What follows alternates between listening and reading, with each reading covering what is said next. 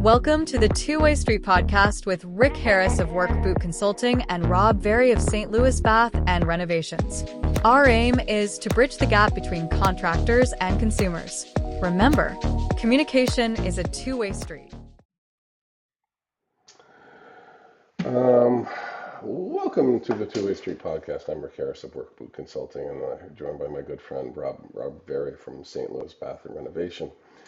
So we're just kind of spitballing here, and it was interesting that we were on to something, and we talked about why, being that person that just knew that you had to start a business, that you just knew instinctively that you had to start a business. For me, it wasn't the same. So I started working with my father and had been there for quite some time, but I wasn't happy. And it wasn't the work, it wasn't the money because I was paid well. It was the lack of control. And control meaning that my future, the day to I wasn't able to control the day to day. I wasn't able to control my future as to where I was going to end up. And so I kind of followed my brother's lead about 3 years after he left, and he left for the same reasons. I didn't know where I was going, but where I was going to be better than where I was. I just knew it. So That was I funny. just, I don't know if you know that that was funny or not, but it was funny to me. yeah. So that's when I stepped into the space of doing my own thing. And and then once I got into that space, you couldn't go back. Like it's those, those turnstiles at, the Mhm. subway entrance where you go in, but you're not coming back out. So that was mine. And then just trying to figure things out as I was going. And that's why I got into business and started my own business, or started doing my own thing, is because I didn't want to. I didn't want to have the. I wanted to be in control of where I was going and what I was doing. Mm. And if I failed, I failed. I always figured I can go work for somebody else if it didn't work out. I go back and work for my dad or whatever. Mhm. And I never did. But I was fiercely independent as growing up as a kid, to the point where you couldn't help me with anything. It's just like, no, I'll do it myself. I'm fine. I'll figure it out. Which doesn't serve you well sometimes when you become a business owner, because you can't figure things out if you don't have the business acumen. But you were saying that you were different. You knew early on that you were going to be working for yourself. Yeah, good, bad, or indifferent. I don't have a time machine. I I can't tell everybody else. This is not advice. Hmm. I just knew at 19 that I was going to be self-employed, but I've known my entire life that I simply think about things differently than most people. And I've taken psychological tests that have said similar. When you're in any sales capacity, you're typically given some sort of personality test. And one personality test in particular that I took on my own was from a book called Please Understand Me. And the book was, I think, copyrighted in the early 80s or something. And at the end of it, you take a test at the end of reading the book, and it said 13% of the population thinks the way that I do. Now, Mm. I personally think that number is a little high. I don't Right. think 13% of the population thinks the way that I do.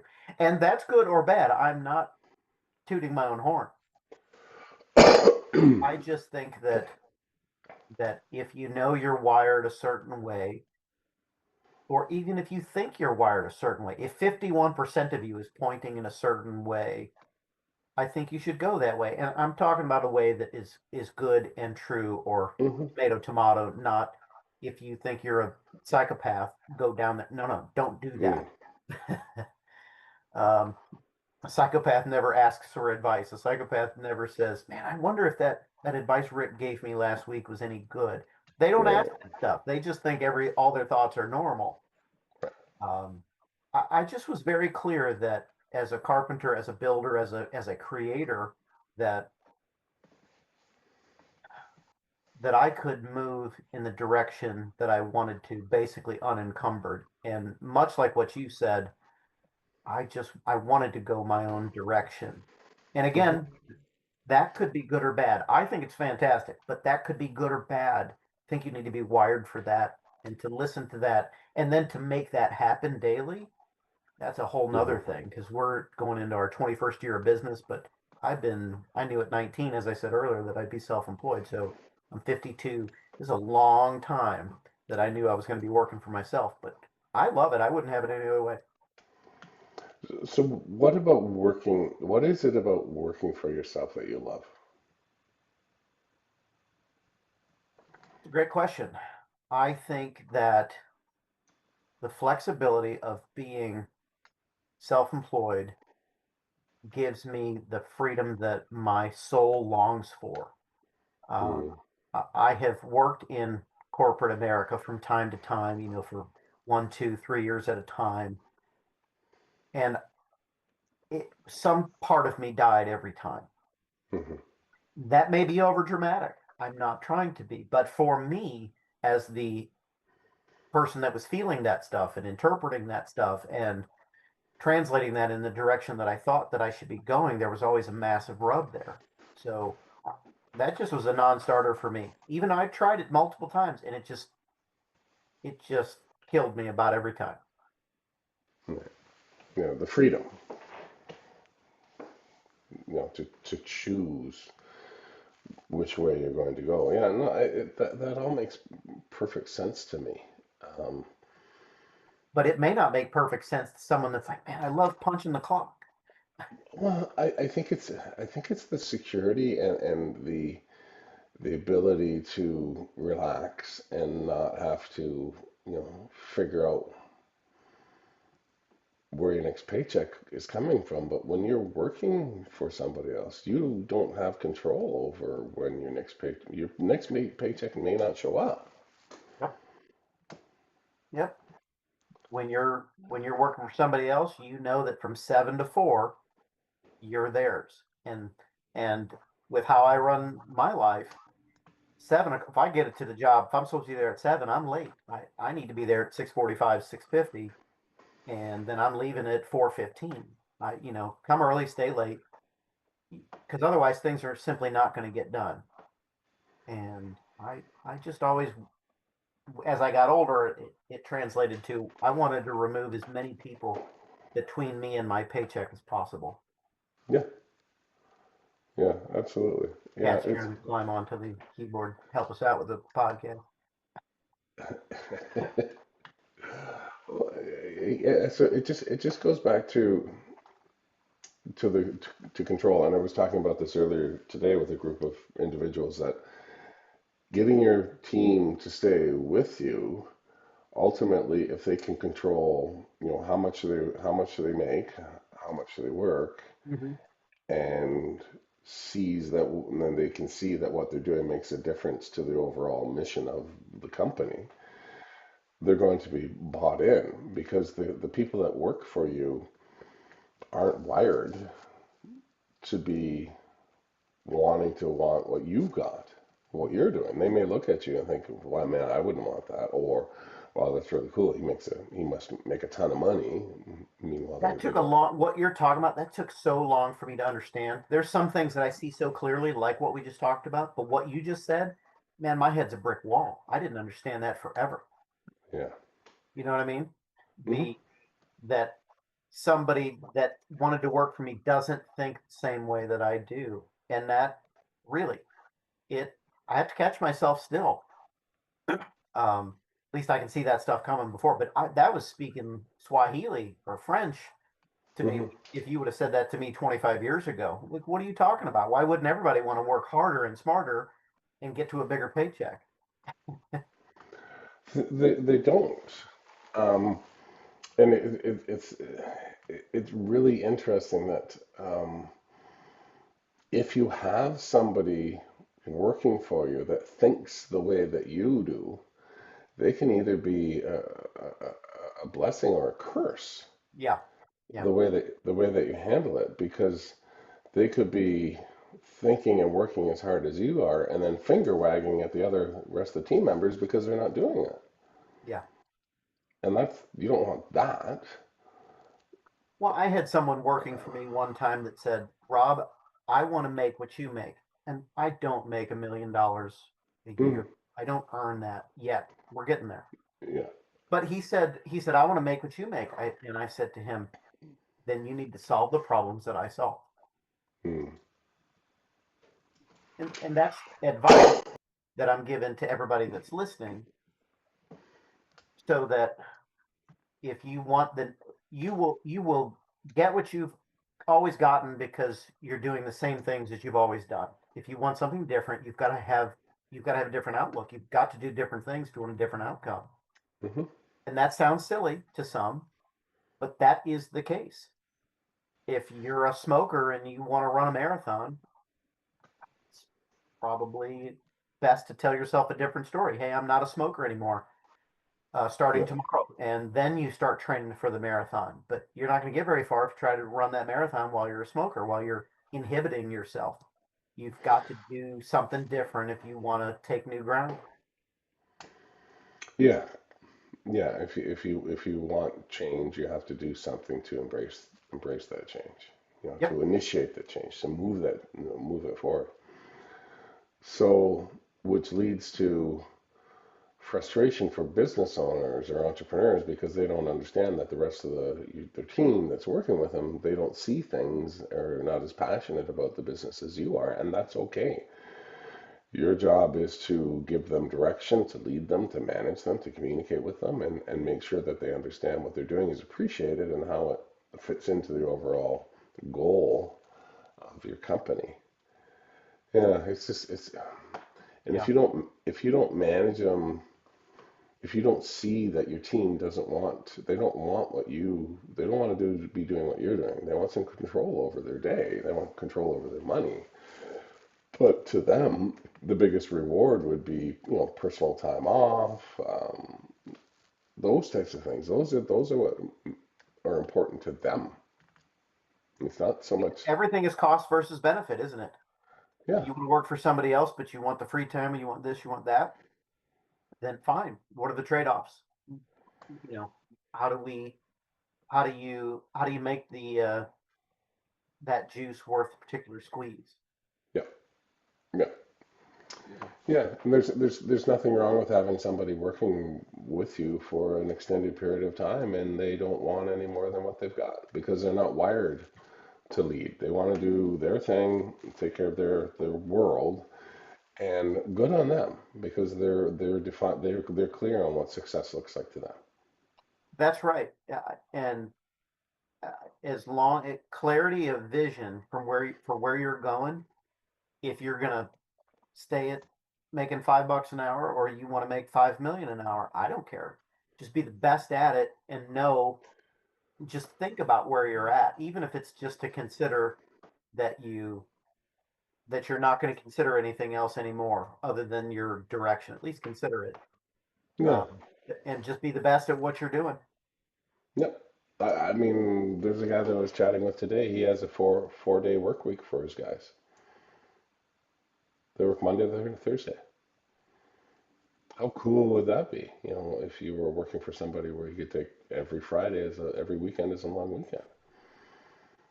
I think that's great. And with fuel prices being high and all of that other stuff, I give that option to my guys and the people that work for us. We've talked about that. There's zero reason that we can't. We don't need to have 5 8-hour days. Let's work 4 10s. Mhm. Or if you're working hourly, I'm saying that. If not, then in my business, we're always waiting on something to dry, whether Mhm. it's mud for the walls for while we're repairing a hole, right? We call that mud. That's joint compound. Or if get get something done. I had an old boss that used to say, before you're ready to leave, before you clock out for the day, mentally or otherwise, just do one more thing. Mhm. Do one more thing. And if you did that, if a job's going to take you, let's say, 10 days, well, guess what? I guarantee you that had you not done that, that job would have taken you 11 because you've done 10 more things in 10 days. Yeah. And that job's done a day earlier. So you could easily turn a five day work week into a 4 day work week, save 20% on gas, and get the job done sooner because you're staying on task versus going, well, Rick, let's just cut out early and we'll get it tomorrow. Hmm. Yeah. Yeah, that it's interesting that just one more, just push a little bit more, do that one Yeah, yeah. extra. He didn't say do 15 different things, did he? And No. I love his idea. I wish that was mine. Yeah. He said, just do one more thing. Yeah. Yeah. Yeah, it's interesting. So, and back to the guy that has his team working 4 days a week. He said he got a client that chose him over a competitor who was just as qualified because they work 4 days a week. He said the client said that meant a lot to me that you care about your team, and that you want to give them that personal time off. Yeah, yeah. We could all work ourselves into the ground, couldn't we? Oh yeah, and if you're a contractor working in somebody's home or office, they don't want you there, past a certain amount of time. They don't want you there in the evening. They don't want you there on the weekends. They don't want you. They want to carry on with their lives, either business or personal, and they can't do that while you're in their home. And I agree everything with what you said. The wrong clients always used to ask me, and I've through our filtering process that we've developed, and me being hard headed, we've developed a filtering process uh, that I don't have to flag these questions down anymore, but used to all the time. But people would say client, the wrong type of client would always ask me, "Hey, do you guys work on the weekends?" And without skipping a beat, "No, sir, no, ma'am, we don't work on the weekends. The weekends are for personal and family time. Yeah, We work Monday through Friday, 7 to 4. That's when we work." yeah. Oh, that's normal. Well, but when you say that, it's also that same person. It's the wrong person that asked that question. Yeah. But as soon as I say that, they go, "Man, that's great that you do that." Hmm. It's typically that person that says, "Oh, hey, work on the weekends," because they're working some sort of less expensive angle. Like, I want to work on the weekends, less expensive somehow. Yeah, yeah. People don't want to be dealing with you outside of normal business hours. Mm. The professionals don't. The people that value their time they wonder why. They're scratching their head why Rick and Rob don't value their time as well. Why are you working on the Hmm. weekends? What's wrong with you? Yeah. And why don't you have boundaries? Is what they're telling me. Hmm. And just I've had way too many friends that I saw from afar that they were working on the weekends and they made more money. They had more stuff, but they didn't Yeah. have peace of mind. And I said, I'm not doing that. I'm not working on the weekends. And I have. It's probably once every 2 years that we need to work a Saturday because the schedule's getting tight, or it just simply benefits everybody to work that day. Hmm. Uh, Maybe you got rained out on a Monday or a Friday. Well, man, you can certainly work on a Saturday, right? But not 7 days a week. Don't do No. that. Or rather, the old Beatles song, 8 days a week, right? Just Yeah, that's right. that's just silly. Yeah. But you gotta blur those lines every once in a while. But I think every couple of years is just fine. But if your rule is to work on Saturdays and Sundays, you've got it wrong. Right, which goes back to if you're the type of trades business owner, or the type of business owner that has to work 7 days a week, you would be better served going and working for somebody who doesn't make you work 7 days a Oh week. man. Well, that who you just described, that guy, he needs to slow down. He needs to hire one person, and that person would be to answer his phone and Yeah. filter for him. If he did that, I guarantee you that would prevent him working the weekends because that would allow him to start seeing the duplication of themselves through hiring quality people to Yeah. where, because that guy that's working 7 days a week, he's probably on the phone 3 hours a day. Well, 3 times 7 is what? Yeah. There's a day right there. Yeah.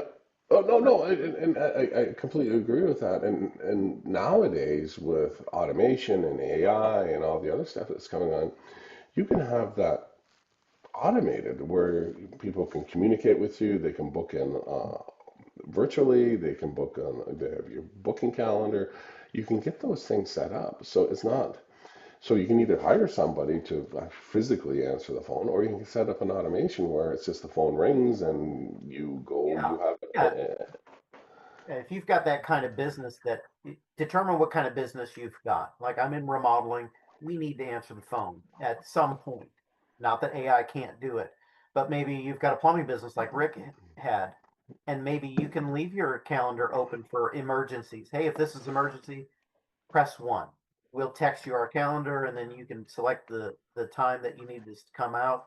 And it's for the emergency call out, it's 350, or it's $10 million, or it's $2, whatever it is. Yeah. Maybe you can give your clients that you haven't filtered yet access to your calendar, but we can't. But that's for different reasons, just because we've got a lot of different layers to our business.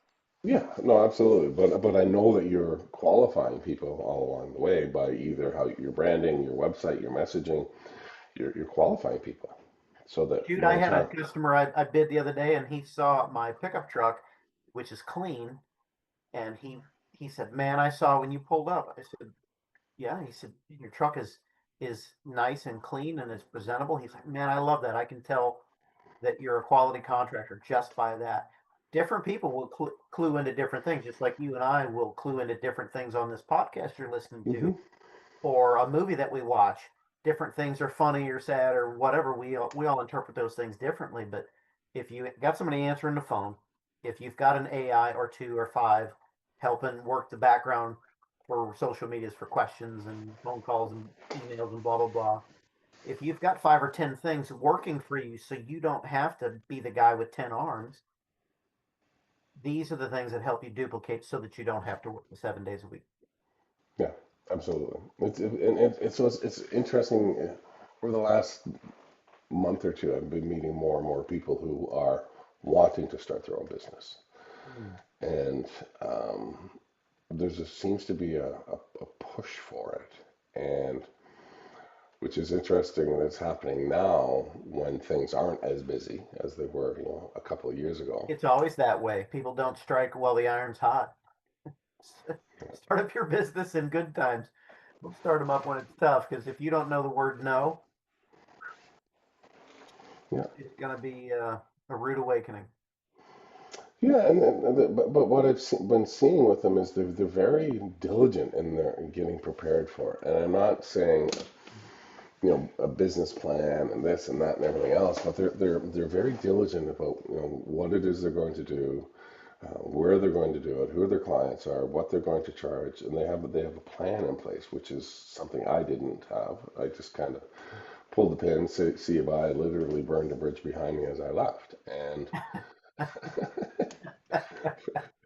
Lights the match. yeah, yeah, like Homer Simpson, yeah. Woo. So, which is interesting. So, if I was to go back in time and give somebody advice about starting their own business, there's certain things that I know that I would tell them. And, no, eventually, in the beginning, you do work for everybody if that's your plan, and you do everything, and then you pare it down. That could be one option. And Or either, you should, so you can figure out who you best like to work for. that's right. Yeah, which I agree with. Some people like to go into a niche or whatever you want, whatever way you pronounce it. All of those. All those niche, um, and that's fine. There's nothing that some Michael Gerber suggests that you do that. But being my suggestion is have a plan. Have some sort of a plan in place. You know what you're supposed to be charging. Um, and understand letting the people around you know that it's going to be difficult for the first couple of years. you know have some sort of a plan, and the way that you can have that plan is meeting with other people and talking to other people. If you were to go back in time and stand beside 19-year-old Robert, what suggestions would you make about starting your own business?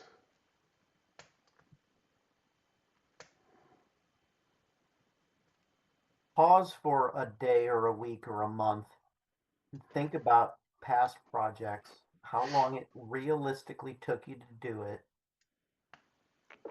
Don't look at it through rose-colored glasses and set your value. When you and I pull up to the McDonald's menu and it's $8 for the number one, we don't get to the menu that we don't get to the person at the window and they've told us, hey, it's 9.15 your total. We don't pull up to them and go as a customer and go, you know what, 9.15 is just a little expensive, Rick. I'm sorry. How about 8.25? Yeah. Know your value, set it, and be very clear about that. And talk about all those ugly, sticky, problematic things. Talk about all that stuff up front. Be very Hmm. matter of factly at it. Speak to someone as if you're a lawyer making $1,000 an hour. Hmm. Be articulate, be well dressed, smell good, have clean truck, and know what you're talking about. And more importantly, when someone gets off course, tell them, hey, that thing you just asked me about, I have no clue what you just said, but it pertains to this job. I'll have your answer by Monday. Yeah. And that's it. Let them know what you don't know, but use the use the power of the word no when someone oversteps your bounds. Hey, I know that we told you it's 9.12, or you said it was 9.12 for my total, but I still want to pay 8.25 for the bill. Is that okay? That's not Hmm. okay. No. So just saying no, having your boundaries, and knowing what you know, and really knowing what you don't know. Yeah. Yeah. That's great advice. Setting those boundaries, telling people no, That's not the most not important the. thing I just said right there, by the way. Yeah. Saying no when you don't want to do something.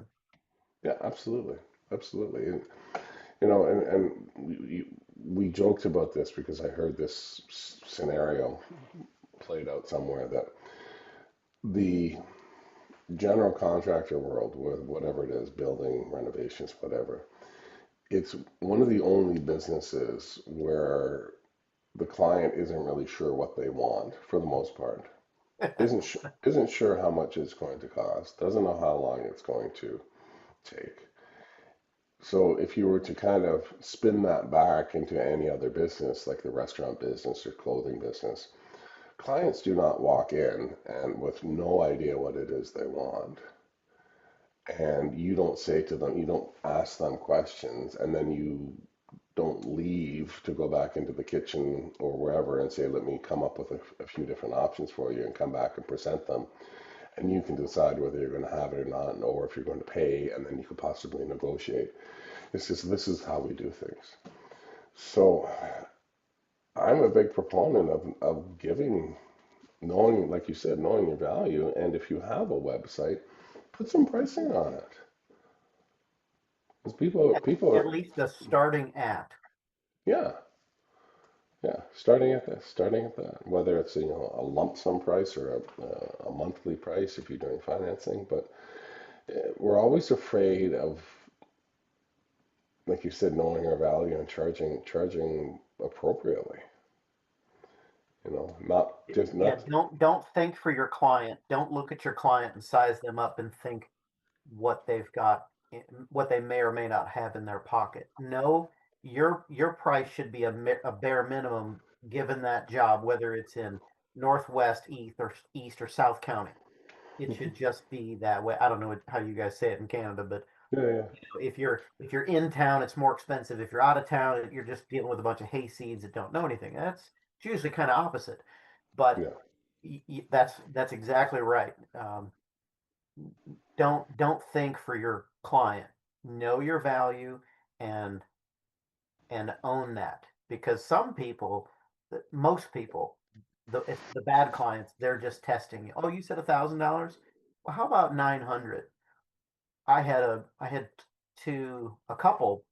They're both engineers, and I forget what it was, but let's just say it was we were going to do five things, and it was going to cost me 10. I charged them $10,000. Let's say they came back with, instead of five tasks at 10,000, they came back with 10 tasks at 5,000. Double the work for half the price. oh, There's a four times multiplier there in my book, and I said, That was the first. Happily, I said no to a client very quickly. Hmm. And so in our business, it's kind of funny that engineers or architects sometimes overlap on the things that we do, and sometimes they think that it's sometimes they think that they know our job better than we do, and maybe they do on paper. Some of those Hmm. people do, Yeah. but it's one thing to write 2x4 on a paper. It's another thing to hold a 2x4 in your hand, 8 feet long, 27 feet off the ground, and nail it off and have it be right, and have all the other trades unaffected by your work, negatively unaffected by your work that you're doing as far as carpentry is concerned. So I gladly told them I don't want double the work for half the money. And they said it very matter of factly, Rob, we're going to have you do this and this, and we're going to pay you half the amount. I think it was 3,500 what they came back with. That sticks in my head now, and that was like half of what I had originally said, and it was double the work. I never heard from them again, and thankfully so. Yeah. Yeah. Yeah. No. Yeah. It's that point. It's like, no, I don't want to pay that. Well, that's okay. That's Some right. of us. Everybody's not a good fit for doing business with Rick or Rob. No. That's okay. But what you said, I loved your advice to the new contractor. Get out there and where I chimed in, I said, just work for everybody.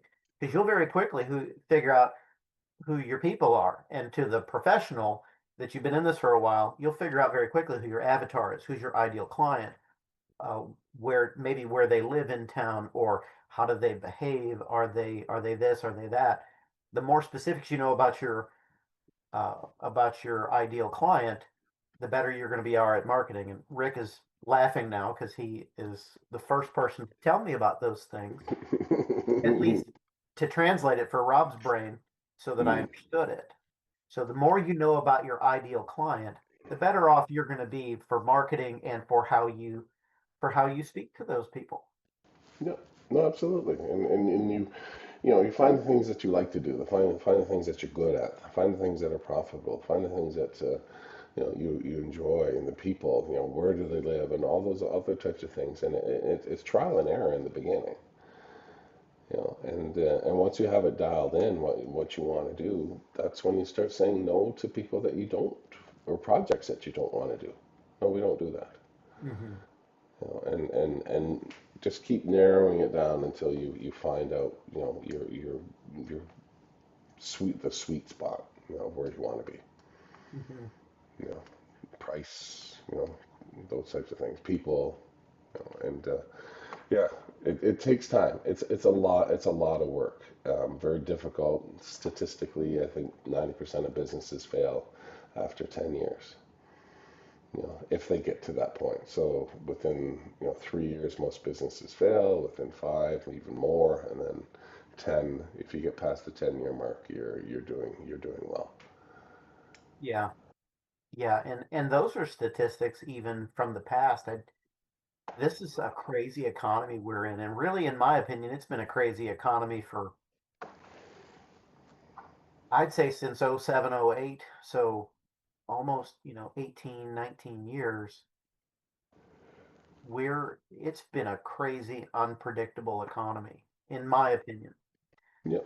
Um, and if you know who you want to sell to, if you have a widget that more people can or should buy than will not buy, you probably have a good business idea. But know the value of no. Yeah. Absolutely. Yeah. Before you move forward. Have your good boundaries set, and don't Yeah. don't work yourself into the ground, because you'll leave No. a wonderful looking corpse with a pocket full of money. Yeah. Exactly. Good advice. Appreciate it. Yeah, I appreciate you. And hey, everybody that's listening, Rick is battling today for you. He's got a cold, and he's all congested, and he still agreed to do the podcast today. So big ups to Rick for hanging in there and giving us some wonderful business advice. Yeah. And as you listen to our podcast, I promise you'll gain something valuable.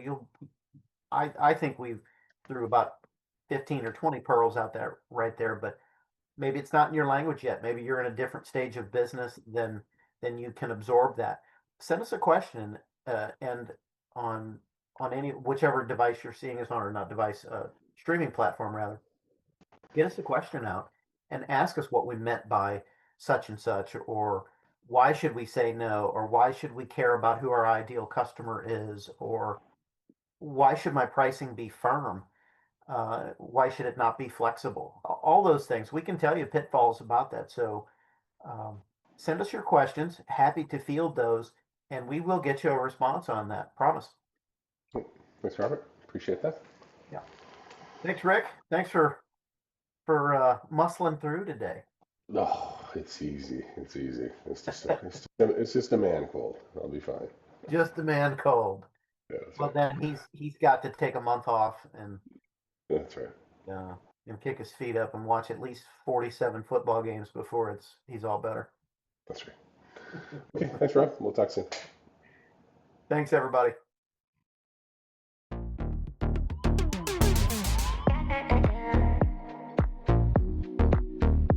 To learn more about Rick, go to his website, workbootconsulting.com, and to learn more about Rob, go to his website, sdlbr.com. Until next time, work on bridging that gap. Remember, it's always a two-way street.